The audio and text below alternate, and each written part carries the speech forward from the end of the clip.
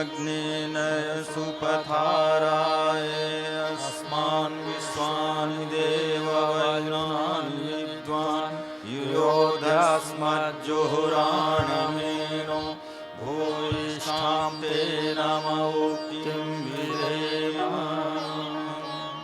आज की इस छठी क्लास में उपस्थित सभी हमारे प्यारे प्यारे बच्चों, छात्र छात्राओं, हमारे फैकल्टी के सदस्य और हमारे बीच में बैठे हुए शांति कुंज के यहाँ के और अन्य बाहर के सभी कार्यकर्ता भाइयों बहनों, हम लोग जो प्रसंग जिसको डिस्कस कर रहे हैं, इसमें जो मूल स्वर है वो ये है कि गुरु का ज्ञान मिल जाए तो हमें क्या नहीं मिल सकता।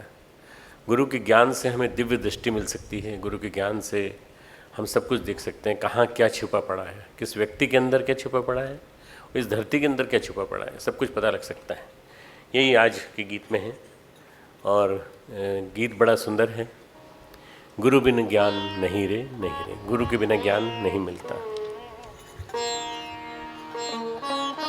गुरु बिन ज्ञान नहीं, नहीं रे, गुरु बिन ज्ञान नहीं, नहीं रे।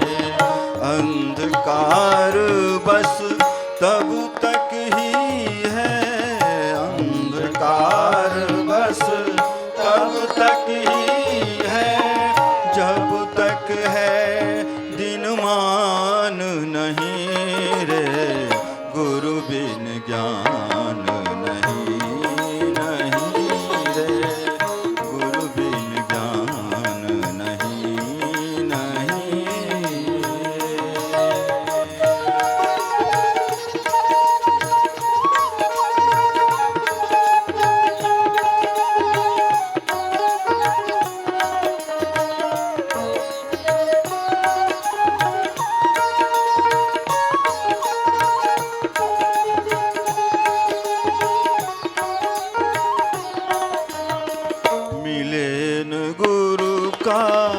अगर सहारा मिटे नहीं मन का अंधियारा, मिले न गुरु का अगर सहारा, मिटे नहीं मन का अंधियारा। लक्ष्य नहीं दिखलाई पड़ता, पग आगे रखते मन डरता। लक्ष्य नहीं दिखलाई पड़ता, पग आगे रखते मन डरता।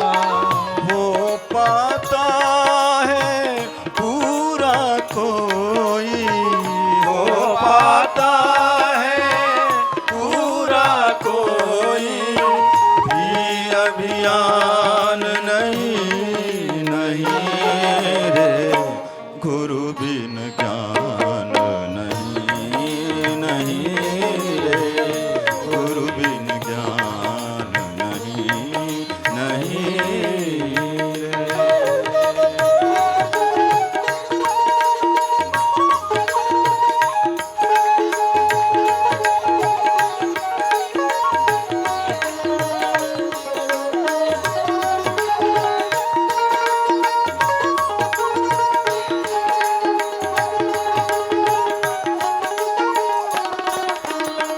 जब तक रहती गुरु से दूरी,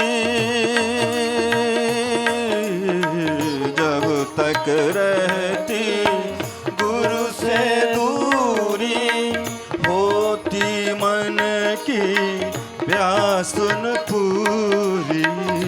जब तक रहती गुरु से दूरी, होते मन की प्यास न पूरी। गुरु मन की पीड़ा हर लेते, दीप सरस जीवन कर देते। गुरु मन की पीड़ा हर लेते, दिव्य सरस जीवन कर देते। गुरु बिन जीवन होता ऐसा, गुरु बिन जीवन होता ऐसा, जैसे प्राण नहीं नहीं रे, गुरु बिन ज्ञान नहीं नहीं रे, गुरु बिन ज्ञान नहीं नहीं रे।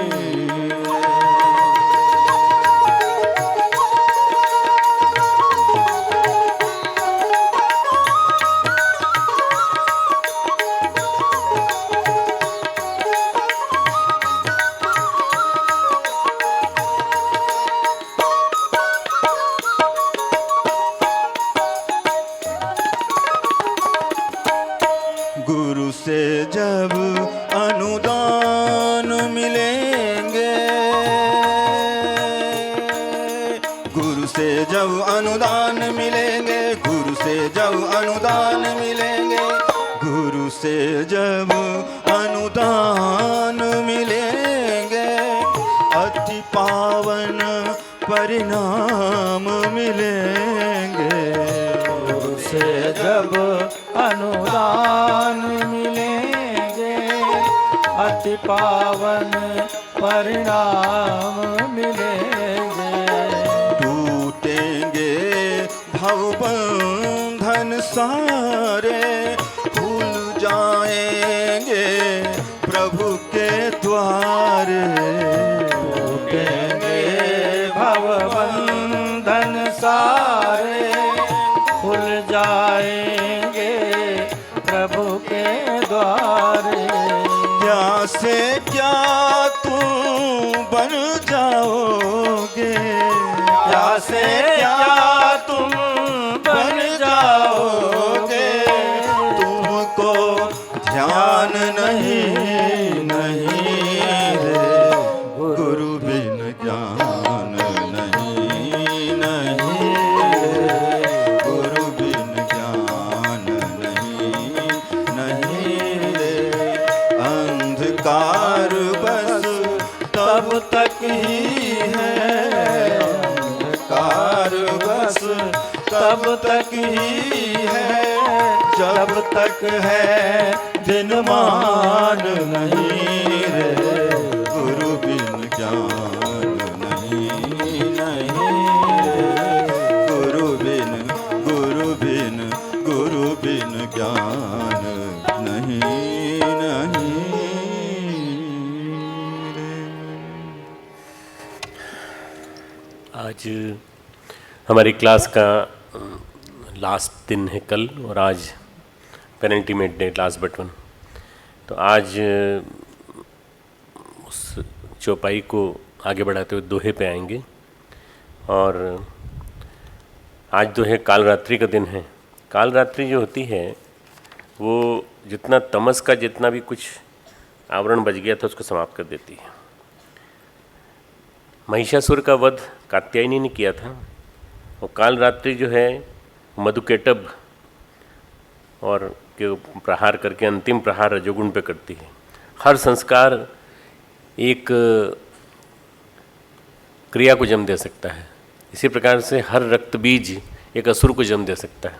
तो रक्त बीज का हनन करती है, रक्त बीज का क्षय करती है, चित्त की शुद्धि करती है और अविद्या पे अंतिम प्रहार करती है। कोई चाहत नहीं है, काली हो जाती पूरी पूरी। रजोगुण समाप्त होते ही तमोगुण समाप्त होते ही पूरी काली हो जाती। और इसके बाद इसमें फिर जो प्रकाश आता है वो प्रकाश फिर महागौरी और सिद्धिदात्री के रूप में कल शाम को बताएंगे।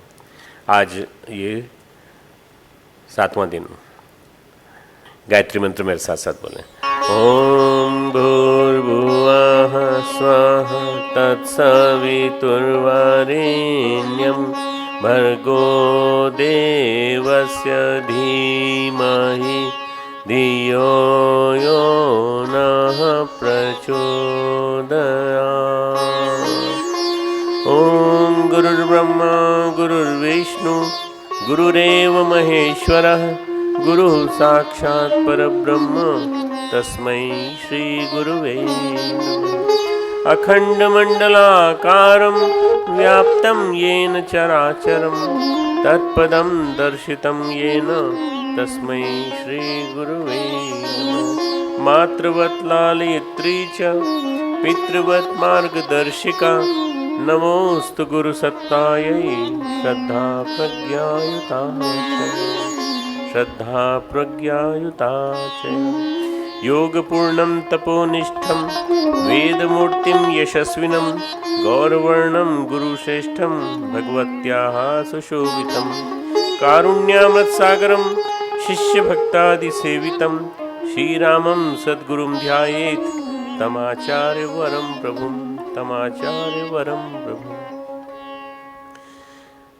हमारे बीच में बैठे हुए सभी सत्संग के भागीदार, हमारे बच्चों, हमारे अध्यापकों, हमारे आमंत्रित अतिथियों और हमारे वीसी साहब और अन्य सभी अधिकारीगण, अभी तक जो डिस्कस किया उसमें हमने आपको बताया कि गुरु चरण रज कितनी महत्वपूर्ण है, गुरु के शरीर की भस्म कितनी महत्वपूर्ण है, क्योंकि वो गुरु के चरण की रज जो है वो भगवान शंकर के शरीर की भस्म से मिलती जुलती है, उसकी सुगंध कैसी है।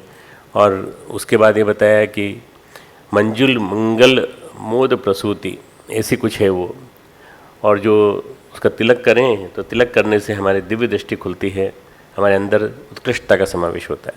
ये बताया कि श्री गुरुपद नख, उनके पाँव में जो नख नाखून हैं वो मणिगण ज्योति, मणि की तरह से ज्योति के समान है, परंतु इन सब के पीछे दिव्य दृष्टि छिपी पड़ी है, जो मैंने बताया था आपको।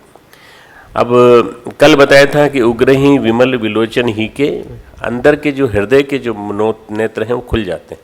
हृदय के नेत्र क्या होते हैं और बाहर के नेत्र क्या होते हैं, इसके बारे में बताया था। मिट ही दोष दुख भव रजनी के, जो रजनी है उसको उन्होंने रात्रि को भव रजनी कहा है। भव रोग भव रजनी मतलब भव रोग यानी संसार के रोग, भव रजनी यानी संसार के दुर्गुणों से युक्त रजनी। शराब पी जाती है रात में, जुआ खेला जाता है रात में, गंदे काम होते हैं रात में, इसलिए उसको रजनी कहा उन्होंने, भव रजनी। और रामचरित मणि मानिक, जगह जगह मानिक छिपे पड़े हैं धरती के अंदर, और मनुष्य के अंदर भी गुण छिपे पड़े हैं, उन सबको देखने की दिव्य दृष्टि आ जाती है, क्योंकि हृदय के नेत्र खुल जाते हैं। आज है यथा सुअंजन अंज दृग साधक सिद्ध सुजान कौतुक देखत सेल बन भूतल भूरी निधान। जैसे सिद्धासन को नेत्रों में लगाकर साधक सिद्ध और समस्त पर्वतों को, सुजान पर्वतों को, सुंदर पर्वतों को, वनों और पृथ्वी के अंदर कौतुक से बहुत सी चीज़ें देख सकते हैं अगर सिद्ध अंजन लगा दें तो। सिद्ध अंजन क्या है? गुरुचरण रज। शुरुआत वहीं से की है, वहीं पे आ रहे हैं बार बार। ये जो चौपाई है, इसके परिप्रेक्ष्य में जो व्याख्या है वो ये है कि दृष्टि मिलती है तो सब दिखता है, जीवन का सच समझ में आने लगता है। हम क्या करते रहे, क्या करना है, ये सारा के सारा हमें समझ में आता है। ऐसे जैसे कि योगीजन सिद्धाजन सिद्धांजन लगाते हैं, सब दिखने लगता है। कौतुक देखत, तमाशा दिखता है, एक प्रकार का तमाशा। ये कौतुक की चीज़ है, खजाना दिखना वैसे नहीं दिखता, हमें नज़र नहीं आता, पर है वहीं पर। परम पूज्य गुरुदेव ने 1987 में एक विशेषांक लिखा था, कुंडलिनी विशेषांक, राष्ट्र कुंडलिनी जागरण, जनवरी 1987, पूरा विशेषांक उसी पर है। और फरवरी 1987 में लिखा था, फरवरी में लिखा था 21वीं सदी विशेषांक। उसमें 21वीं सदी में क्या होगा, तो परम पूज्य गुरुदेव ने लेख में जगह जगह लिखा है कि आने वाले 21वीं सदी में भारत का वर्चस्व सबसे ऊपर होगा। विभिन्न प्रकार के खजाने निकलेंगे, विभिन्न प्रकार के धरती के अंदर से ऐसी ऐसी चीज़ें निकलेंगी जिनको कि राष्ट्र के उत्कर्ष में और उसमें उपयोग किया जाने लगेगा।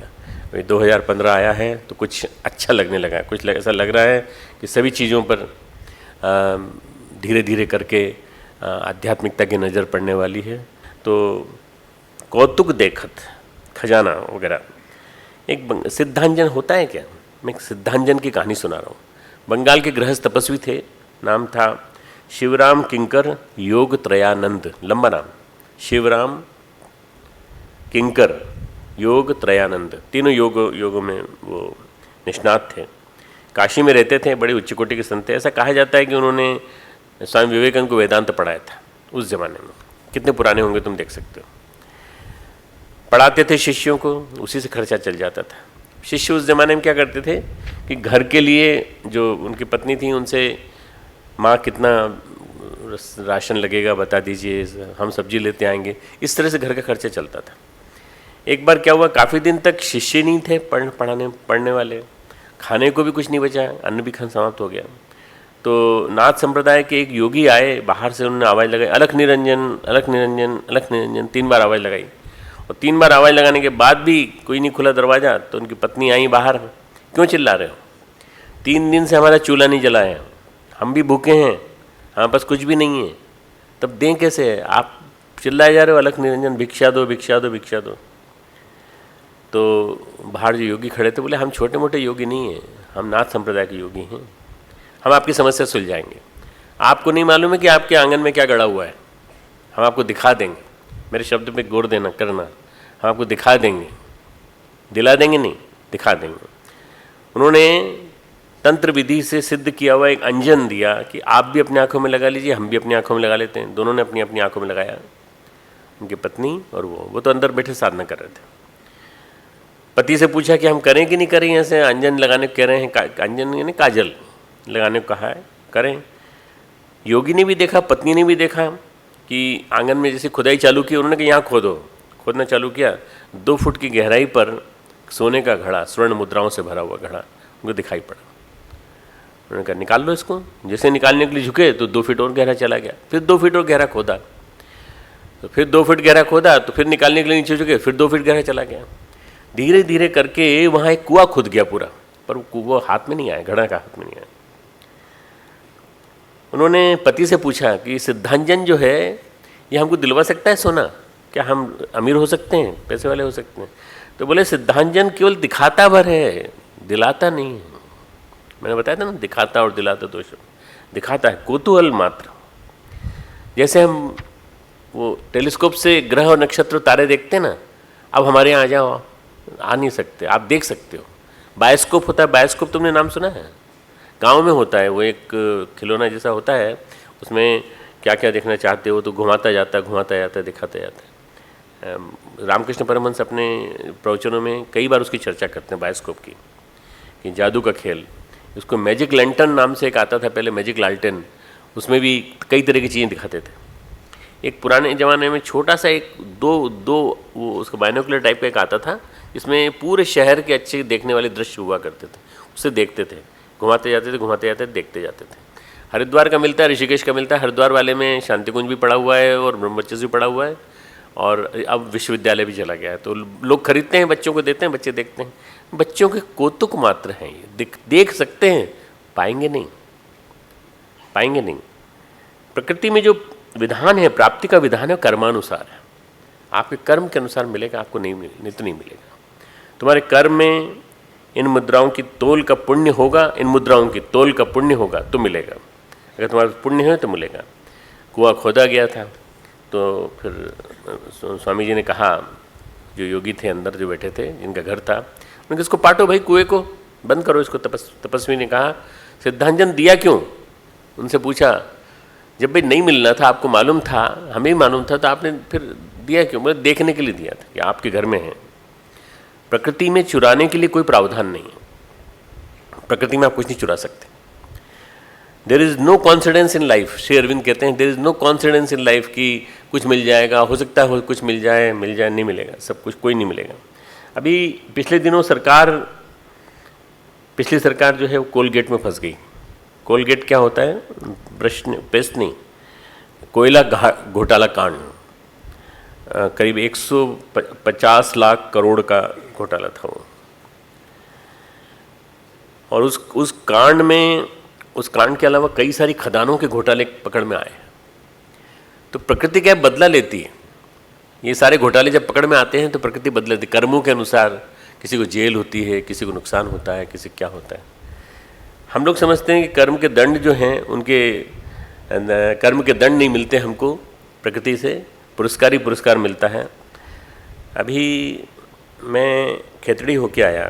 खेतड़ी में मैंने देखा कि इतनी बड़ी बड़ी खदानें हैं, खूब मशीनें भी लगी हुई हैं खोदने के लिए सब कुछ, पर वो पूरा का पूरा जो कंपनी है जिंक कॉपर, उसके अलावा कहते हैं कि वहाँ हीरा भी पाया जाता है और भी कई चीज़ें पाई जाती हैं, बहुत सारी चीज़ें, पर वो पूरी सेल आउट हो गई कंपनी, सेल आउट हो गई, मतलब वो प्राइवेटाइज हो गई और सरकार कुछ नहीं कर पाई। सरकारी अधिकारी ने वो कंपनी ही लगभग बंद होने के कगार पे। मैं वहाँ के गेस्ट हाउस में 2 घंटे के लिए रुका था।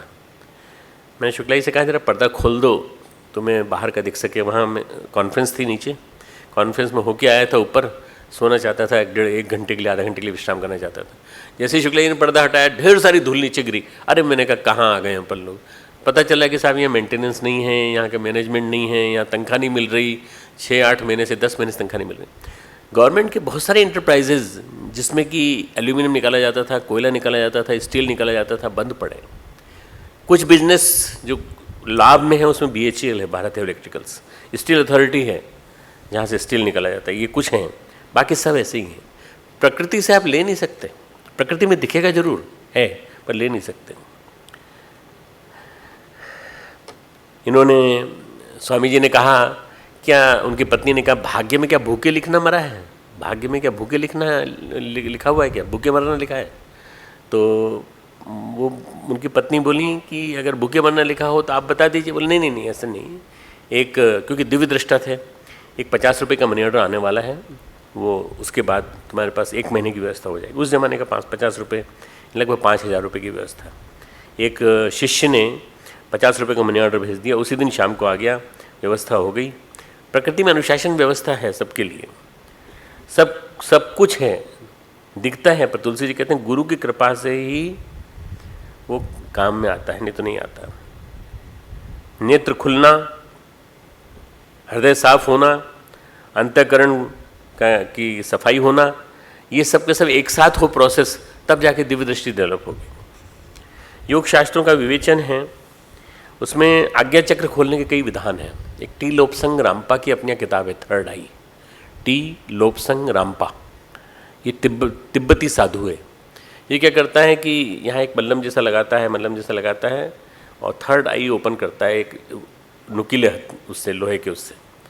ये बाहर से छेद करने वाली प्रक्रिया है, पर इसमें कुछ दिखाई नहीं देता है, दिखाई नहीं देता, तांत्रिक प्रक्रिया। हमारे यहाँ तांत्रिक प्रक्रिया नहीं है, हमारे यहाँ योग शास्त्र के माध्यम से अंदर से जगाते हैं और मन की ऊर्जा से लेसर बीम पैदा करके आज्ञा चक्र को खोलते हैं। मन की ऊर्जा से लेसर बीम की तरह से आज्ञा चक्र को खोलते हैं, छेदन करते हैं। ऊपर से बाहर से भेदन नहीं, अंदर से छेदन। ये जब मन एकाग्र हो और पवित्र हो तभी संभव हो पाता है। लेकिन हमारा मन तो आकांक्षाओं से भरा हुआ है। हमें खजाना का पता भर लग जाए तो हम बाकी पागल हो जाते हैं, बिल्कुल हम खजाना मिलने वाला बहुत बड़ी बात हो जाएगी। भारतीय योग शास्त्र जो है वो हमें पवित्र बनाता है, पवित्र बना करके फिर हमें कुछ दिखाता है, फिर हमें कुछ दिलाता है, पवित्र आकांक्षाएं विकसित करता है, पवित्र आकांक्षाएं विकसित करता है। एक योनि है जिन्न की योनि, तुमने सुना होगा उसके बारे में, जिन्नों की कहानियाँ सुनी है कि तुमने? जिन्न के बारे में कुछ सुना है तुम लोगों ने? 4 योनियाँ होती हैं, यक्ष, गंधर्व, किन्नर और जिन्न। इनका जन्म नहीं होता, इनका क्या होता है, वे अनायास ही आ जाते हैं संपर्क में। ये मरे हुए नहीं होते, मरने के बाद नहीं बनता कोई। ये प्रकृति के विधान के अंतर्गत जो जन्म लेते हैं उसके अंतर्गत, मतलब किसी माता पिता के नहीं बच्चे नहीं होते, ये जिन्न होते हैं। और प्रकृति में, सूक्ष्म प्रकृति में, परोक्ष जगत में इनका अस्तित्व होता है। ये एक योनि है जिस योनि से किसी को गुजरना पड़ता है प्रारब्धवश। तो यक्ष, किन्नर, गंधर्व और जिन्न। एक योगी कथामृत में एक स्थान है, एक चैप्टर है जिसमें उन्होंने एक मुस्लिम साधक का वर्णन किया कि जिन्न साध लेते थे वो। उन्होंने कहा कि जिन्न साध तो लेते हैं पर वो साधने के बाद बताते हैं कि जिन्न जो कुछ भी लाएगा उससे दुर्गति भी हो सकती है तुम्हारी, इसलिए जिन्न के चक्कर मत पड़ना। एक सत्य घटना है, अपने कार्यकर्ता, शांति कुंज के एक कार्यकर्ता जो फील्ड में थे, वो हेडमास्टर थे एक स्कूल में, और उनके साथ एक मौलवी साहब पढ़ते थे। मौलवी साहब पढ़ाते थे बच्चों को। तो उन्होंने जो है, मौलवी साहब ने एक जिन्न साध रखा था अपनी तांत्रिक विद्या के द्वारा। जो कुछ भी सामने आता वो लोग बाग कहते कि मौलवी जी मंगा दीजिए आपके जिन्न से। तो मौलवी जी कहते थे भाई तुम ले आओ इसको, तो जिन्न ला देता था। जैसे कि मिठाई चाहिए किसी को, स्टाफ के लोग जो हैं उनके लिए चाय, उनके लिए मतलब एक सच घटना है बिल्कुल, ये जो वास्तव घटना है। पक्का खाना, पूड़ी, लोटा रोटी, लोटा डोरी वगैरह जितनी भी चीज़ें व्यवस्था वगैरह सब मुन्ना जी ने अपने यहाँ कर रखी थी अपने स्टाफ रूम में, कि ये जब भी कभी ज़रूरत पड़े तो ये सब चीज़ें जो हैं जिन्न व्यवस्था कर देगा और जिन्न ला देगा। एक दिन सबने कहा कि मुल्ला जी आज कड़ी चावल खाने का मन कर रहा है, कड़ी चावल मंगाओ आप। तो उन्होंने आह्वान किया मंत्र बोल करके, और आह्वान किया और कहा कि गर्मा गर्म कड़ी चावल लेके आओ। आया, गर्मा गर्म आया, करीब 5-10 मिनट के अंदर ही आ गया। सभी ने आनंद से खाया। अब उन्होंने इधर खाया सब लोगों ने, और वहाँ गांव में एक भंगन थी जो कड़ी बना करके जस्ट रख करके ढक करके गई थी। वो आके देखा, उसने खाली हुई। उन्होंने कहा कहाँ चला क्या सारी कड़ी चली गई, और कड़ी चली गई और चावल भी चले गए और सब बर्तन साफ होकर के आके यहाँ रखा हुआ है। 5 मिनट के अंदर सब कुछ हो गया। तो उन्होंने जो है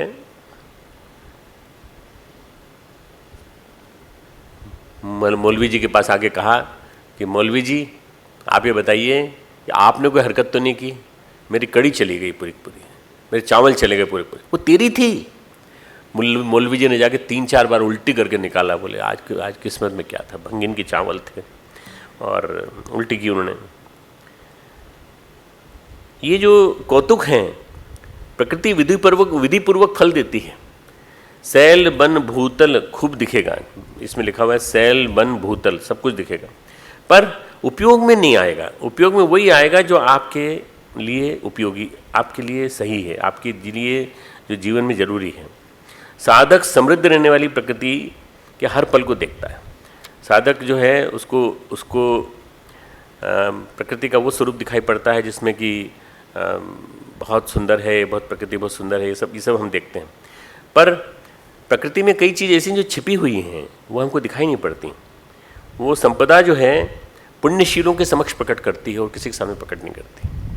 अगर किसी के पास बहुत सारी धन संपदा है, बहुत सारे साधन संपदा हैं, तो पुण्यशीलों के समक्ष वो प्रकृति ने प्रकट किया होगा, इसलिए उनके पास है। ऐसे कई लोग हैं। हमारे यहीं का हरियाणा का एक करोड़पति अरबपति राजनीतिक है, 2-3 बार जेल भी जा चुके हैं भ्रष्टाचार के चक्कर में।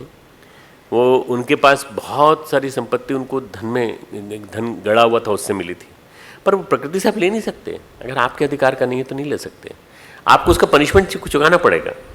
इसलिए ड्यू जो है उस ड्यू को ही लो जो आपके कर्मों के अनुसार, जो आपके पुण्यों के अनुसार है, उसके अलावा नहीं।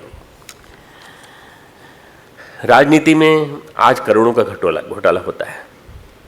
देखो नेहरू जी और कृष्ण मेनन के समय में केवल 55,000 रुपये का घोटाला हुआ था। 55,000 रुपये का जीप का घोटाला 1953 में। 55,000 रुपये आज क्या मीनिंग रखते हैं? आज तो 55,000 करोड़ का घोटाला होता है आज के ज़माने में, और करोड़ों रुपए आज जो है उसमें घोटाले में खर्च होते हैं। प्रकृति तौलती रहती है, कैसे किस विधि से आया, तिकड़मबाजी से आया कि कैसे आया। जहाँ ये पुण्य से ज़्यादा हिला वहीं प्रकृति ने कांटा हिला दिया। मिलेगा उसी को जो ड्यू है, जिसको ड्यू नहीं है उसको नहीं मिलेगा। आपके पास पुण्य है कि नहीं, गुरु कृपा हो, आशीष हो, तप हो, दृष्टि हो, तो ये मिलती है दिव्य दृष्टि। वही दिव्य दृष्टि मिलती है तो हमको मिलता है। परम पूज्य गुरुदेव ने कहा है कि ऐसा समय आएगा जब मनुष्य का पुण्य होगा, ज़्यादा से ज़्यादा मनुष्य उत्कृष्ट बनेंगे, श्रेष्ठ बनेंगे, तो खजाने निकलेंगे ढेर सारे। कुंडलिनी अंक फरवरी 1987 के अंक हैं ये। हिमालय से गुप्त भंडार निकलेगा।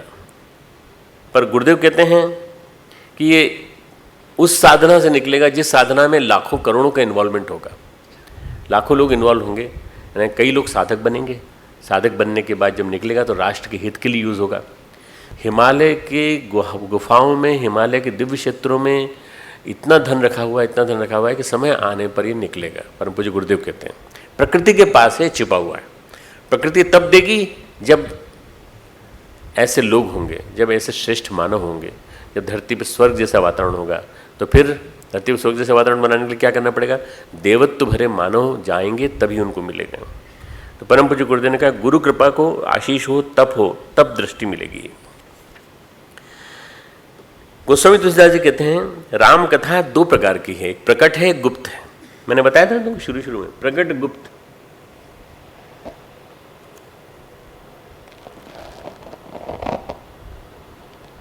प्रकट भी है, गुप्त प्रगट भई जो जहीं खानिक। गुप्त कल वाला जो था। प्रकट कौन सा है? राम का विवाह, राम का जन्म, राम का विवाह, राम का वनवास, ये प्रकट है। और इस राम कथा में गुप्त क्या है?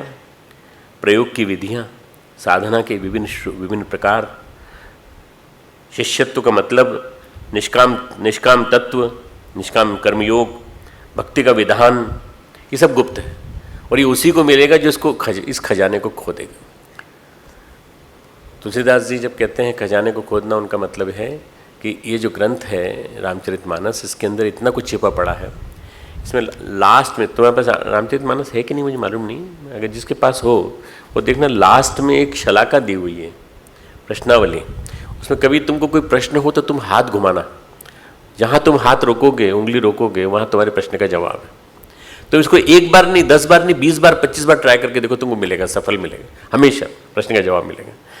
इस ग्रंथ में विलक्षणता है। ये ग्रंथ इतना जबरदस्त है कि वो कहते हैं गुप्त भी बहुत है, प्रकट भी बहुत है। तो जब वो कह रहे हैं खदान छिपी पड़ी है, तो खदान प्रकृति की खदान तो मैंने गुरुदेव वाली जिक्र कर दिया। पर जब रामचंद्र जी कहते हैं, ये तुलसीदास जी कहते हैं, तो वो इस रामचरितमानस के बारे में कह रहे हैं, रामचरितमानस से रिलेटेड कह रहे हैं। गुप्त प्रकट ये विधान पता चलते हैं तब गुरु के चरण हमारे अंदर विराजमान होते हैं, तब गुरु के चरण में विराजमान। जीवोद्धार एक चीज पर निर्भर है, स्वच्छ चित्त पर। जीव का उद्धार कब होगा? जब चित्त स्वच्छ होगा। स्वच्छ चित्त नहीं है आज चित्त पे कषाय कन्मष चढ़े हुए हैं और हमारा मन गंदा है। जीवात्माएं चित्त की स्थिति के अनुसार भ्रमण करती रहती हैं। जैसे चित्त की स्थिति होती है वैसी जीवात्मा भ्रमण करती है। इसलिए चित्त शुद्धि की बात कही गई है।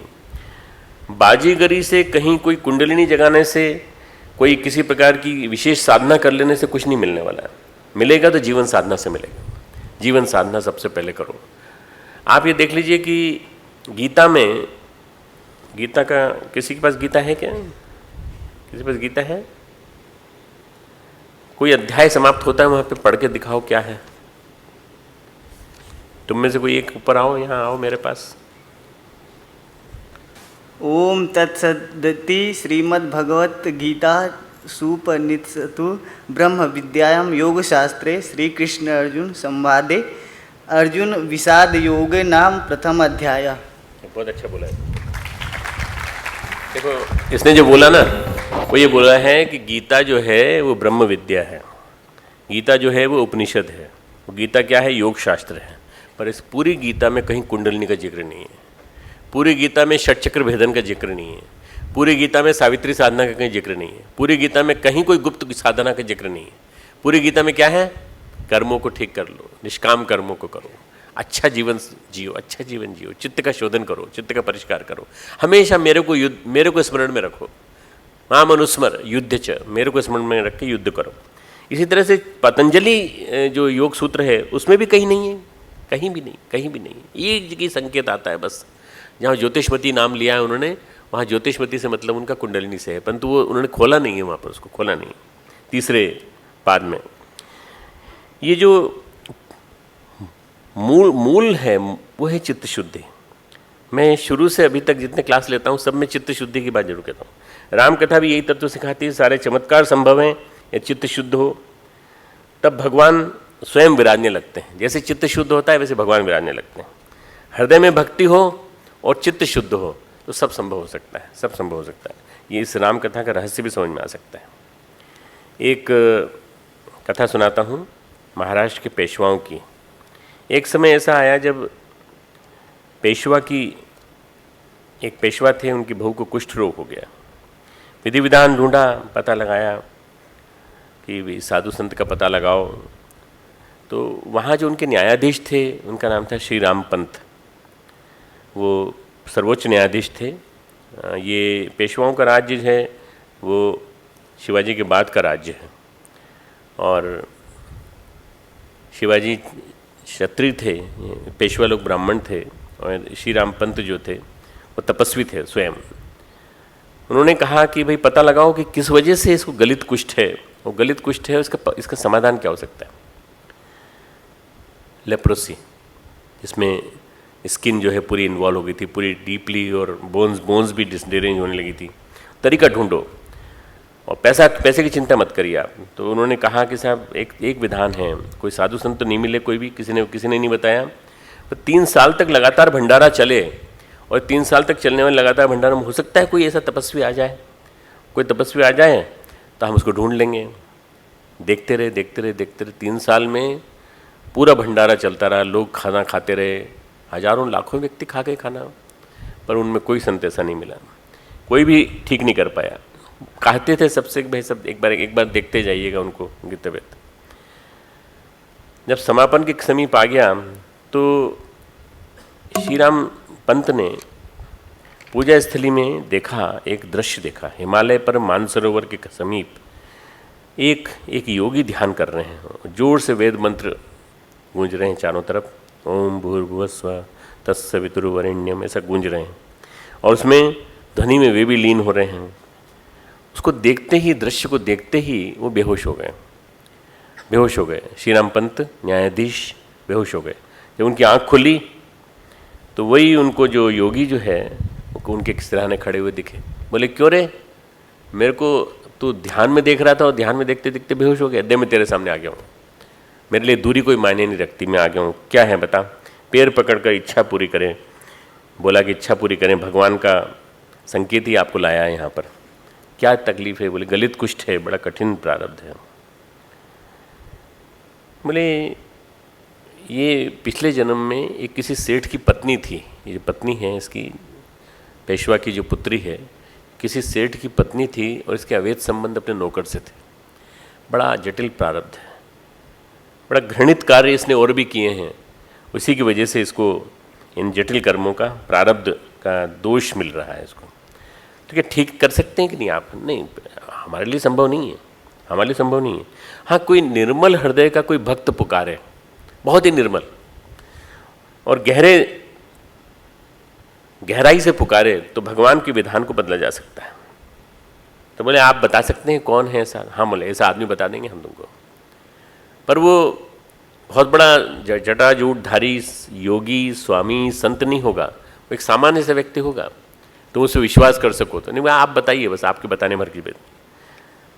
तो उन्होंने बता दिया। उन्होंने कहा एक चरवाहा है आपके राज्य में, वो मूर्ख जैसा लगता है, पर सच्चे मन से पुकारता है, भगवान उसकी सुनते हैं।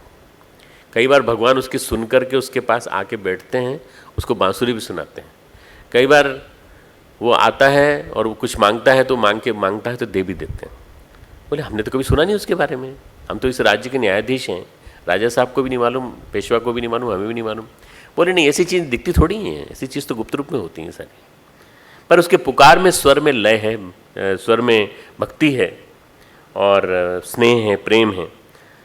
आश्चर्य है कि इतना महान भक्त और हमारे यहाँ चरवाहा, तो उसे भी पता नहीं है कि वो इतना विलक्षण है। बुलाया गया तो उसने कहा हमको पेशवा क्या बुलाया जा रहा है, क्यों बुलाया जा रहा है? गांव में ही हल्ला मच गया कि भाई चरवाहे को बुलाया जा रहा है, जरूर इसने कोई गड़बड़ की है। तो फिर लोगों ने कहा नहीं बड़े सम्मान के साथ बुलाया है, सवारी लेने आई है। तो उन्होंने कहा भाई तुम पुकारो तो शायद गलित कुछ ठीक हो जाए, यदि हमारी पुकार से ठीक होता है तो हम भगवान को बुलाएंगे, भगवान से पूछेंगे क्या बात है, हमारा सौभाग्य है। और आश्चर्य करोगे कि 15 दिन की प्रार्थना से वो स्त्री स्वस्थ हो गई। प्रारब्ध को निश्चल हृदय से की गई प्रार्थना से बदला जा सकता है।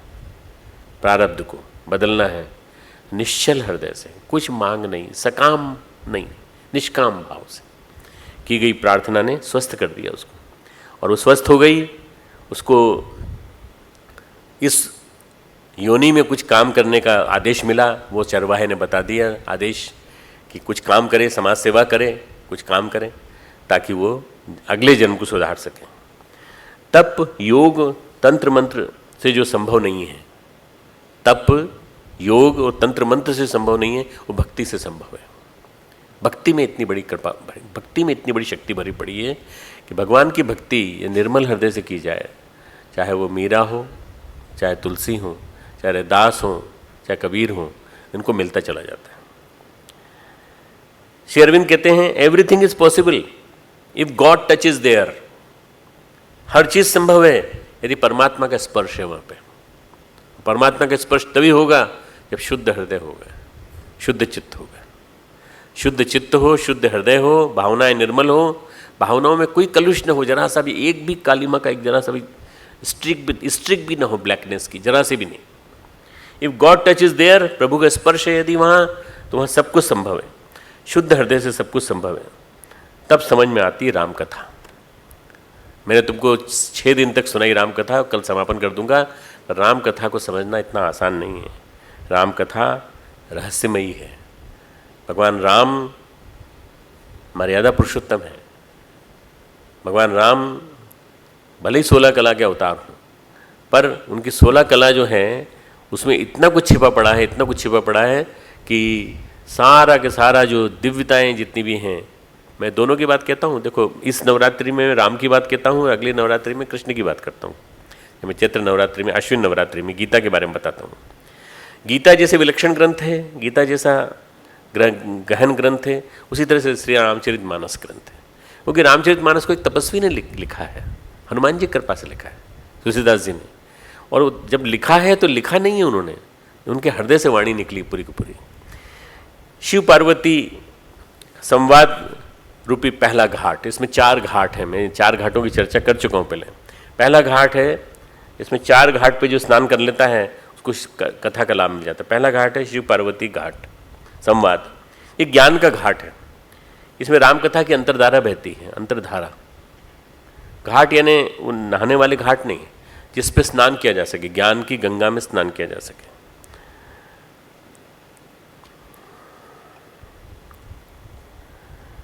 दूसरा घाट है याज्ञवल्क्य भारद्वाज, दोनों का संवाद। ये योग का घाट है। वो ज्ञान का घाट था, ये योग का घाट है। स्थिर काया, मन स्थिर, मन परिष्कृत, सिद्धियां प्रकट और कैवल्य का गान, ये 3 चीजें इससे मिलती हैं। स्थिर काया, स्थिर काया रखना हर एक के लिए संभव नहीं है। तुमने देखा हो, कईयों को देखा होगा, हिलते रहते हैं, हमेशा हिलते रहते हैं। नाचने वाले नचकइयों को देखा कि नहीं तुमने कभी? और आज के मॉडर्न जनरेशन में तो बहुत हैं ऐसे पीढ़ी वाले जो खड़े नहीं रह सकते, सीधे नहीं खड़े रह सकते, कभी यूं हैं कभी यूं हैं, स्थिर नहीं रह सकते। सैनिकों से सीखो आज अनुशासन। स्थिर रहना किसको कहते हैं? स्थिर व्यक्ति को ही चिंतन में परिष्कृत होने के चांसेस जो हैं। स्थिर व्यक्ति नहीं है तो कोई फायदा नहीं। स्थिर काया, स्थिर मन, गुरुदेव कहते हैं ना सुबह ध्यान में, स्थिर शरीर, मन शांत। स्थिर शरीर होगा तो मन शांत होगा। मन परिष्कृत, और तीसरी चीज है कैवल्य का ज्ञान। ये दूसरे घाट पे, ये योग का घाट। तीसरा घाट है काकभूषुंडी और गरुड़ का घाट, इनका संवाद। इनका संवाद उत्तरकांड में हुआ है।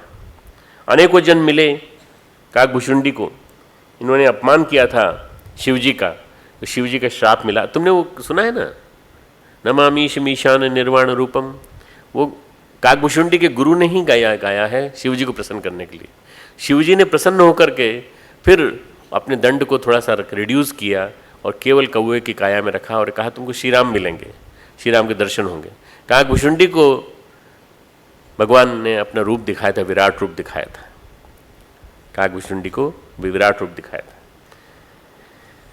काकभूषुंडी और गरुड़ का संवाद जो है ये निष्कामता और शुद्ध निर्मल जीवन देता है। ये संवाद जो है इसमें जो स्नान करता है, अनेक जन्म संसिद्ध ततो याति पराम गतिम, गीता में आया है। इसके अनेक जन्म तर जाते हैं, अनेक जन्मों का लाभ मिलता है, अनेक जन्मों की शुद्धि का लाभ मिलता है।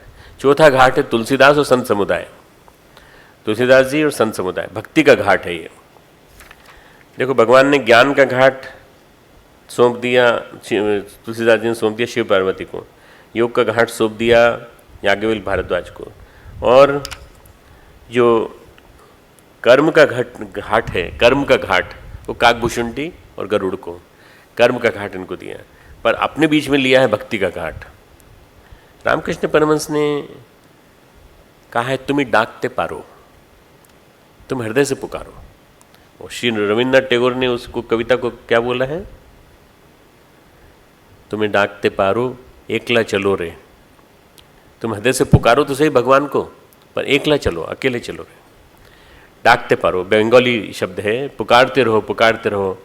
संतों ने इसको सुमिरन कहा है, और कहा है कि सुमिरन के माध्यम से अपना संपर्क प्रगाढ़ बना लो भगवान के साथ। इस घाट पर हम सब लोग हैं, हम सब सामान्य जितने जितने व्यक्ति हैं, भक्ति के द्वारा हम इसको प्राप्त कर सकते हैं। भक्ति सरल है जब हृदय शुद्ध हो। भक्ति सरल है, भक्ति शबरी को मिल सकती है, भक्ति संतों को मिल सकती है जो राम को मिलते हैं वन में। भक्ति 12 जो हमारे वो हैं ऋषि जो भगवान को राम को मिलते हैं उनके लिए सुलभ है। भक्ति भरत के लिए सुलभ है, पर भक्ति जटिल बुद्धि वाले कुटिल बुद्धि वाली मंथरा को सुलभ नहीं है। अहंकार होई लक्ष्मण को शुरू में सुलभ नहीं है, बाद में मिलती है। हनुमान जी के लिए सुलभ है। भक्ति उनके लिए सुलभ है जिनके हृदय में क्वेश्चन मार्क नहीं है। क्वेश्चन मार्क निकालना पड़ेगा। तिकड़म व्रत अनुष्ठान की जरूरत नहीं है भक्ति में। भक्ति में किसी तिकड़म की जरूरत नहीं है। हृदय में गड़बड़ी तोला माशा भी नहीं। रामकृष्ण परमहंस कहते हैं तोला माशा की भी गड़बड़ नहीं होना चाहिए। भक्ति यदि सच्ची है तो भगवान तक पहुंचा देगी। भक्ति यदि सच्ची है भगवान तक पहुंचा देंगे। कैसे पहुंचाएगी, उन पे छोड़ दो ना। कैसे पहुंचाएगी, उन पे छोड़ दो। भगवान स्वयं उपदेश देते हैं इस गीता में और कहते हैं तस्मात् सर्वेषु कालेषु योग युक्तो भवार्जुन। तू समस्त समयों में तू योग से युक्त हो जा। योग से युक्त मतलब क्या होता है? कोई समझाएगा मुझे योग से युक्त का मतलब क्या होता है? युक्त युक्त योग युक्तो भवार्जुन। समत्व बुद्धि रूपी योग से तू भगवान से जुड़ जा। योग युक्त उसका मतलब ये नहीं कि नाक में ट्यूब डाल के फिर भगवान के पास जाकर खड़े हो जाना है।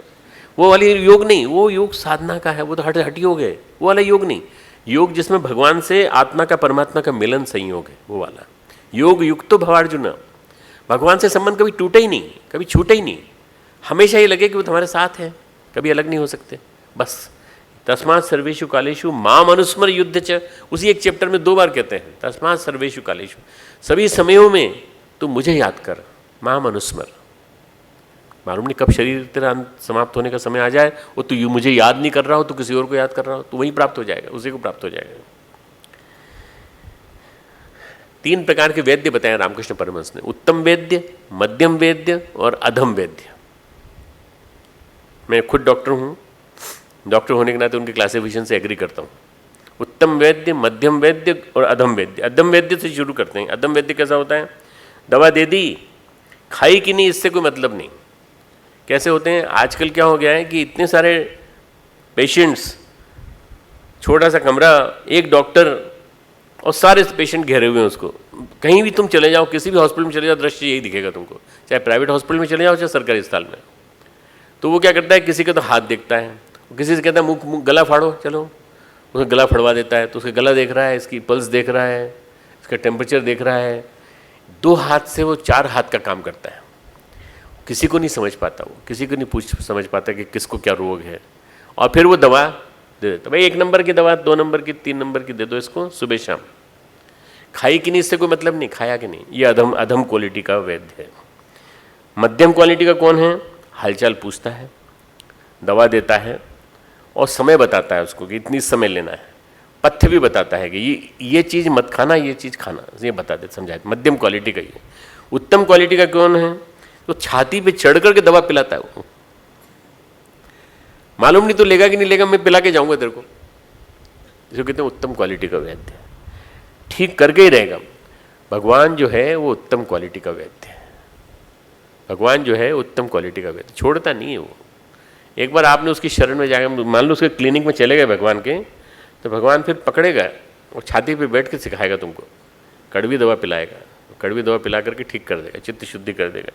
किसी भी जगह किसी भी तरह भगवान उत्तम वैद्य की तरह सेवा करने की कोशिश कर रहे हैं। गुरु जो है उनका अपॉइंटमेंट है। सब जगह नहीं पहुंच सकते भगवान, टाइम भी नहीं है उनके पास, बहुत सारे काम हैं। तो वो क्या करते हैं, गुरु को उन्होंने अपॉइंट कर रखा है उत्तम वैद्य के रूप में। गुरु उत्तम वैद्य है और उत्तम वैद्य के रूप में भव रोगों को ठीक करता है। भव रोग से ही सारे रोग हो रहे हैं, जितने रोग हैं, चाहे ब्लड प्रेशर हो, चाहे टेंशन हो, चाहे हेडेक हो, चाहे बुखार हो, चाहे चिंता हो, चाहे तनाव हो, अवसाद हो, कितने ही प्रकार के मनोरोग, कितने प्रकार के दैहिक दैविक भौतिक तापा, जितने ही प्रकार के रोग हैं, वो सारे के सारे साइकोसोमेटिक सोमेटोसाइकिक जितने प्रकार की बीमारियां हैं आज, वो सारी की सारी स्ट्रेस इंड्यूस इलनेसेस, ये सारी भवरोग हैं। भवरोग का इलाज क्या है? गुरु। गुरु उत्तम वैद्य है, अब वे ठीक करेंगे। तो ये भगवान जो कह रहे हैं, गोस्वामी तुलसीदास जी कह रहे हैं बार बार, गुपुत प्रगट। कभी कभी जब पता चलने लगे, पता चलेगा कि दिखे, तो ये समझ लेना कि सिद्धांजन लगा दिया गुरु ने। जब हमको भगवान की कृपा दिखने लगे, भगवान के कुछ रहस्य दिखने लगे और इस कथा में कुछ हमको बहुत महत्वपूर्ण मिलने लगे, तो समझ लेना कि तब खनन हो रहा है हमारा। कुछ भी हो जाए, परमेश्वर के संकल्प के विपरीत कुछ भी नहीं हो सकता। परमेश्वर के संकल्प के विपरीत कुछ भी नहीं हो सकता। अगर परमेश्वर का संकल्प ले लिया है और परमेश्वर है आपके साथ, तब तो कोई दिक्कत नहीं है, किसी प्रकार की कोई दिक्कत नहीं। मात्र गुरु कृपा से संभव है। गुरु कृपा हो तो क्या नहीं हो सकता। पंगुम लंघयते गिरिम, उस दिन गाया था ना अपन ने, मुख होई वाचाल पंगुम लंघयते गिरिम। लंगड़ा आदमी भी हिमालय चढ़ जाता है, और मुख होई वाचाल, जो गूंगा होता है वो बोलने लगता है, प्रवचन देने लगता है। जो कुछ नहीं बोल सकता था वो खड़ा होकर बोल देता है। वो देखो, वो आके यहाँ आके वो बोल के माइक बोल के चला गया, वो तो पूरा पूरा श्लोक बोल दिया उसने। थोड़ा अटकटाया, घबराया, क्योंकि इतने सारे लोगों के सामने बोलना था, परंतु उसने बोल दिया। मुख होई वाचाल, गुरु की कृपा हो तो क्या नहीं हो सकता। गुरु कृपा हो सब कुछ हो सकता है। गुरु की कृपा चाहिए बस, केवल गुरु की कृपा हो, और गुरु की निगाह में अगर शिष्य प्रामाणिक हो, प्रामाणिकता हो, और ये समझ में आ जाए कि मेरा शिष्य जो है मेरे से छल नहीं कर रहा है, बस फिर वो देना चालू कर देता है, देता रहता है, देता रहता है, देता रहता है, अगणित चीज़ें देता है। वो लेखनी की कला देता है, वो वाणी की कला देता है, वो जीवन में सुप्रसिद्ध बनने की कला देता है। यहाँ तुमको कुछ बताना चाहता हूँ मैं कि बहुत सारे स्वयं सिद्ध गुरु हैं, उनके कोई गुरु ही नहीं है, स्वयं सिद्ध स्वयंभू है और लोगों को दीक्षा देते हैं। ऐसे गुरु उत्तम गुरु नहीं कहलाते। ऐसे गुरु उत्तम गुरु नहीं कहलाते। सन्यासी बन गए, उसके बाद सबको कह रहे हैं कि हम गुरु हैं, गुरु हैं। ऐसे गुरु नहीं कहलाते। ऐसे गुरु कलयुग में बढ़ेंगे, ऐसा भगवान ने संकेत किया, गुरु गोस्वामी तुलसीदास ने संकेत किया इसमें, रामायण में, कि ऐसे गुरु बहुत सारे आएंगे। और अगर किसी के पास पुण्य की वजह से, पिछले जन्म के पुण्यों की वजह से, कई बार क्या होता है, थोड़ा कलेक्टिव पुण्य भी हो जाता है। उनके पास कुछ लोग ऐसे इकट्ठे हो जाते हैं जिनके पुण्य मिल के उनके पुण्य के साथ मिल जाते हैं, उनके शिष्य, उनके साथी, उनके सहयोगी और उनका खुद का। कलेक्टिव पुण्य की वजह से पैसा भी खूब आने लगता है, खूब ऊंचे उड़ जाते हैं, खूब बड़े बन जाते हैं। तो लोगों को क्या लगता है कि ये बहुत सिद्ध पुरुष है। नहीं, ऐसा नहीं है। आचरण देखो, उनका जीवन देखो। ऐश्वर्य से कभी किसी गुरु का मूल्यांकन नहीं करना चाहिए। भौतिक ऐश्वर्य से मूल्यांकन नहीं किया जाता है। हमारा शांति कुंज जो है बाकी सब आश्रमों की तुलना में बड़ा गरीब है, ज़्यादा नहीं है कुछ, हमारे पास कुछ नहीं है। हाँ, समाज के काम करने के लिए, श्रेष्ठ काम करने के लिए हमने पूरा खजाना खोल रखा है अपना, और देने के लिए लोगों ने अपने दिल खोल रखे हैं, अपनी पॉकेट खोल रखी है। लोग भावना से जुड़े हैं, गुरुदेव की प्रामाणिकता से जुड़े हैं, इसलिए लोग देते हैं। जब गुरु और शिष्य को पहचानने की जो कला है, वो राम तुलसीदास जी की आंखों से देखने की कोशिश करो। ये गुरु और शिष्य दोनों जो हैं, ये कभी समझ में नहीं आएगा हमको कि कैसे संबंध बनता है, कैसे महत्वपूर्ण होता है। ये संबंध बड़ा महत्वपूर्ण है, और ये संबंध महत्वपूर्ण होने के नाते हमें ये चीज़ सिखाता है कि हनुमान जैसा हम बनने की कोशिश करें, हम तुलसीदास जैसा बनने की कोशिश करें, हम रैदास जैसा बनने की कोशिश करें, हम मीरा बनने की कोशिश करें। रैदास मीरा के गुरु थे। मीरा के गुरु होने के नाते रैदास ने गाइडलाइंस दी थी उनको, सब पूरा पूरा बताया था। तुलसीदास भी गुरु थे मीरा के। एक बार मीरा ने बहुत परेशान हो गई कि जब जाती हूँ तो लोग निंदा करते हैं, जब जाते हैं तो लोग हंसी उड़ाते हैं, जब जाती हूँ बाहर कहते हैं कि तो पागल जैसी हो गई राजकुमारी, इसको तो पागल खाने भेज देना चाहिए। अब वो उस ज़माने की बात है, आज से 400-500 साल पुरानी बात है। मेड़ता सिटी राजस्थान में है।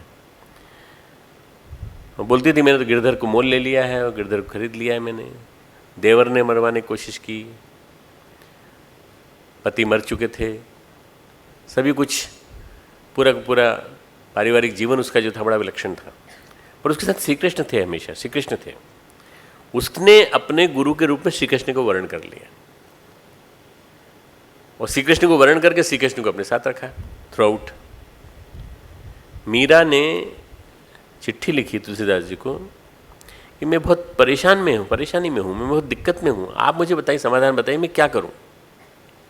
तो फिर तुलसीदास जी ने लिखा, राम विनय पत्रिका में आता है, जाके प्रियन राम वेदेही, जिसको राम प्रिय नहीं होते हैं और वेदेही सीता प्रिय नहीं होती, जाके प्रियन राम वेदेही तजिए ताही कोटि बेरीसम यद्यपि प्रणम परम सनेही।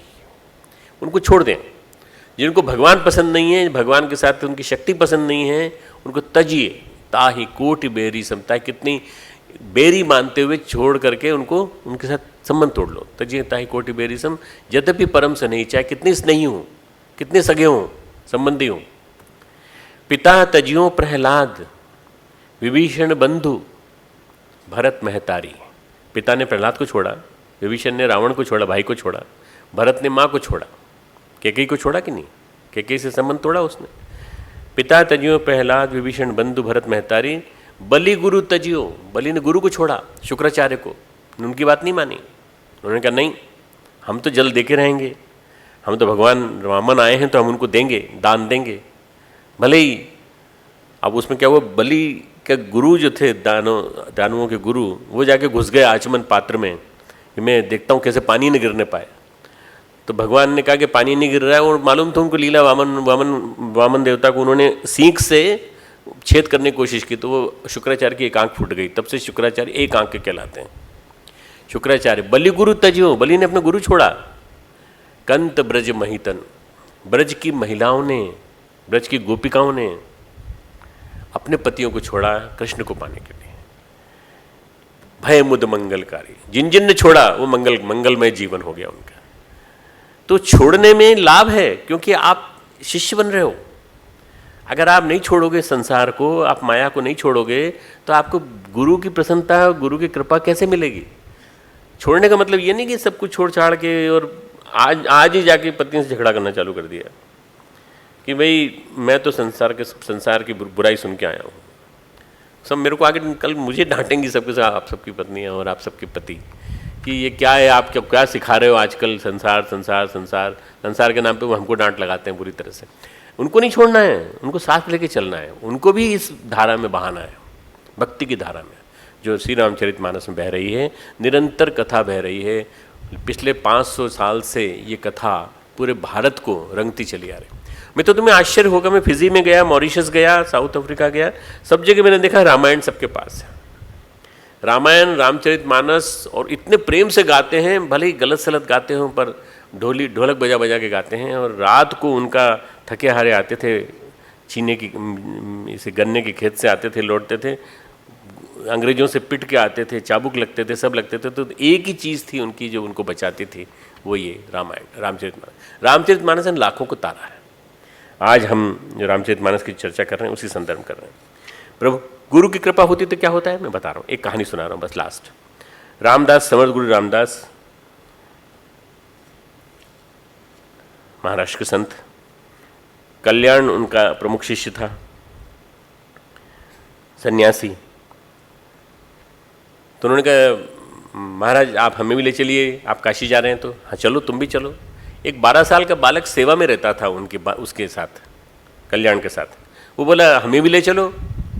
तो उनकी माँ से पूछो कि अगर काशी जाने में इसको कोई दिक्कत ना हो तो। विधवा ब्राह्मणी का बेटा था, माँ से पूछ लो। तो उन्होंने कहा कि हम तो विधवा हैं, हमारा कोई सहारा नहीं है, बस आप इसको साधु मत बनाना, आप इसको लौटा देना हमको लौटने के बाद। हाँ ठीक है, इसकी जैसी इच्छा हो, हम ले जाते हैं इसको काशी। घूमता फिरते, उस ज़माने में ट्रेन तो थी नहीं, उस ज़माने में कुछ भी नहीं था, पैदल चलते हुए घूमते फिरते, और समर्थ गुरु रामदास की लीला देखते हुए, भिक्षा पे जीते हुए आ गए, काशी आ गए। भोले बाबा की विचित्र नगरी है। यहाँ महाभ्रष्ट भी रहते हैं, महाविद्वान भी रहते हैं, यहाँ बड़े मक्कार भी रहते हैं और चतुर भी रहते हैं, यहाँ अच्छे भी हैं बुरे भी हैं। सब तरह के लोगों को अगर कहीं जगह मिली हुई है तो काशी में मिली हुई है। मेरे को लगता है इसी वजह से मिनी इंडिया मान करके हमारे प्रधानमंत्री जी ने उसको अपना इलेक्शन क्षेत्र चुना। मोदी जी ने वाराणसी से इलेक्शन क्यों लड़ा मालूम है? वाराणसी बड़ी 3 लोक से न्यारी कही जाती है, गलियाँ ही गलियाँ, गलियाँ ही गलियाँ, सांडों से भरी हुई। जय जय रघुवीर समर्थ, जय जय रघुवीर समर्थ कह करके पुकार लगाते थे उनके शिष्य और भिक्षा लेके आते थे। 4-5 शिष्य थे साथ में थे जो भिक्षा लेके आते थे और भिक्षा ला करके देते थे। भिक्षा बांट ली जाती थी, सब लोग बांट लेते थे, उसका लेते थे। भिक्षा में दाल चावल रोटी जो भी कुछ बनता था वो, और भी कुछ लोग निकाल के रखते थे। एक दिन वो किशोर से कहा तुम भी जाओ, तुम भी लेके आओ। तो किशोर जो है वो गया, उसने कहा रघुवीर जय जय रघुवीर समर्थ, अलग लगाया, अलग 3 बार मारा। घर किसका था? वो चांडाल चोकड़ी वहाँ एक बैठी हुई थी। चांडाल चोकड़ी ने कहा इस घर से कुछ नहीं मिलेगा, तुम वो 3 घर छोड़ के चौथा घर जो है ना वहाँ जाओ, वहाँ से बहुत कुछ मिलेगा, तुम वहाँ चले जाओ। बोले यहाँ क्यों नहीं मिलेगा? अरे बोले भले मानस तुझे मालूम नहीं है, ताला लगा हुआ है वहाँ पे, वहाँ नहीं मिलेगा। तो बालक था, उसने कहा अच्छा हमें मालूम नहीं था, 3 घर छोड़ के चौथे में चले जाए। हाँ, तो वो था महातांत्रिक का घर, रामचंद्र भट्टाचार्य, ताराचंद भट्टाचार्य का, महातांत्रिक ताराचंद भट्टाचार्य। वहाँ से भिक्षा ले आओ। बच्चे ने समर्थ का तप देखा था तो उसके लिए कोई तांत्रिक मायने नहीं रखता था। उसने समर्थ का तप देखा था, समर्थ की सिद्धि देखी थी, और शिवाजी महाराज को झुकते हुए देखा था समर्थ गुरु महाराज के चरणों में, तो वो उसके लिए कोई मीनिंग नहीं रखता। तो उसने कहा होंगे बड़े तांत्रिक। बोले ध्यान रखना भिक्षा मांगते समय, ध्यान रखना है, परम सिद्ध वाणी उनकी, तांत्रिक की बड़ी सिद्ध वाणी। वहाँ लग जवाया 3 बार। चौथी बार वे बाहर आए, बोले कौन है समर्थ? बोले रघुवीर समर्थ।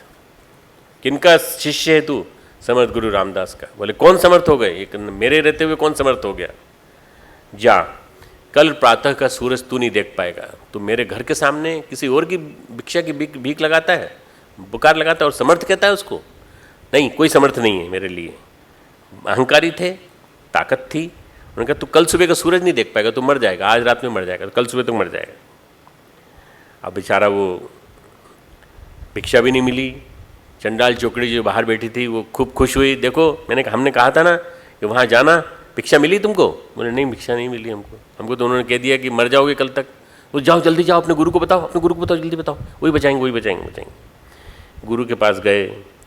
गुरु के पास जाने के बाद उन्होंने कहा कि हम तो भिक्षा मांग रहे थे और आपकी लीला बता रहे थे कि आप कितने समर्थ हैं।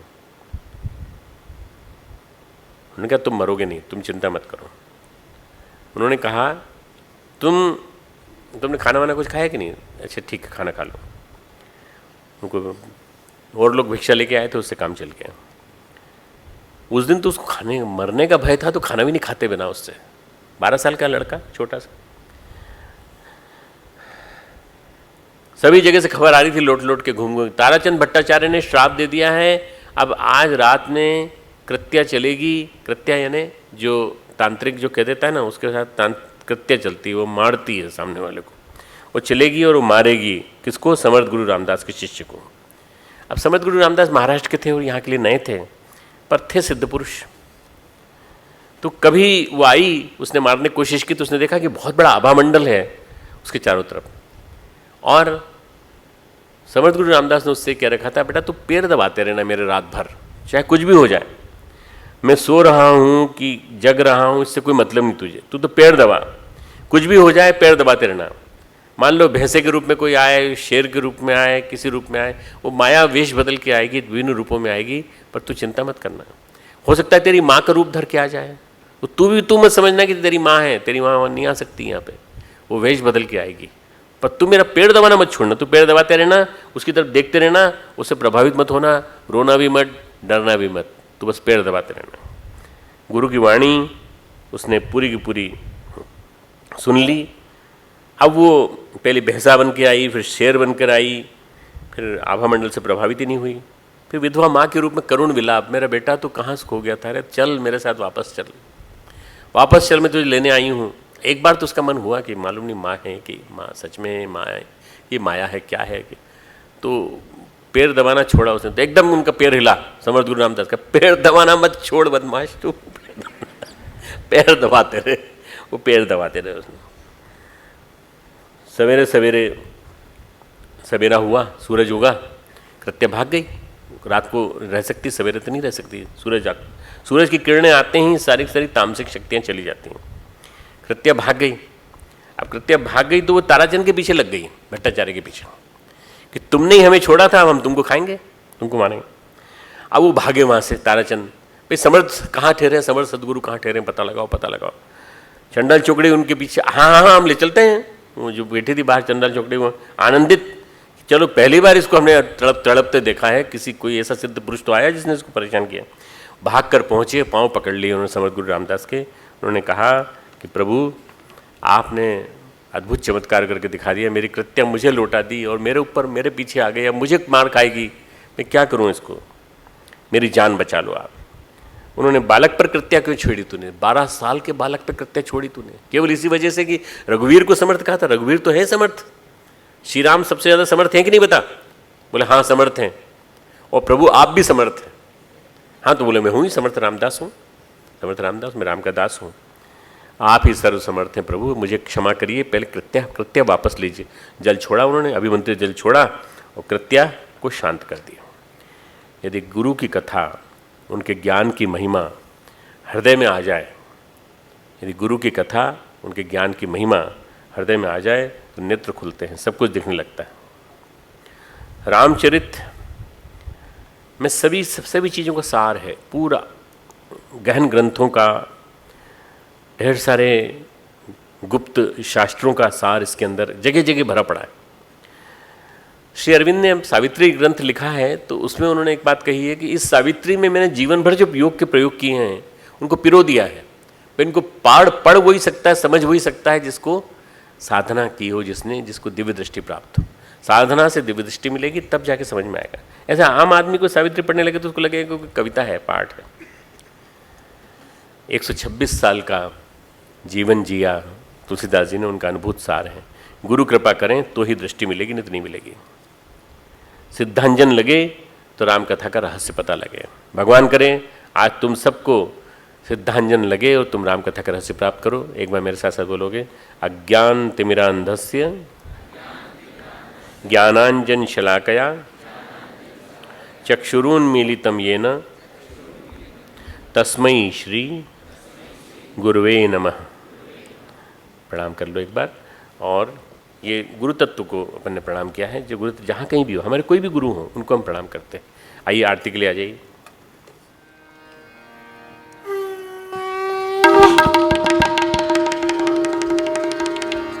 ओम यम ब्रह्म वेदांत विदो वदन्ति परं प्रधानं पुरुषं तथान्ये विश्वोद्गते कारणमीश्वरं वा तस्मै नमो विघ्नविनाशनाय। ॐ ब्रह्मारुद्रमरुतः स्तुवन्ति दिव्यैस्तवैः वेदैः साङ्गपदक्रमोपनिषदैः गायन्ति यं सामगाः। ज्ञानावस्थिततद्गतेन मनसा पश्यन्ति यं योगिनो यस्यान्तं न विदुः सुरासुरगणाः। देवाय तस्मै नमः, देवाय तस्मै नमः। आरती श्री रामायण जी की, आरती श्री रामायण जी की। कीरत कलित ललित सिय पी की, कीरत कलित ललित सिय पी की।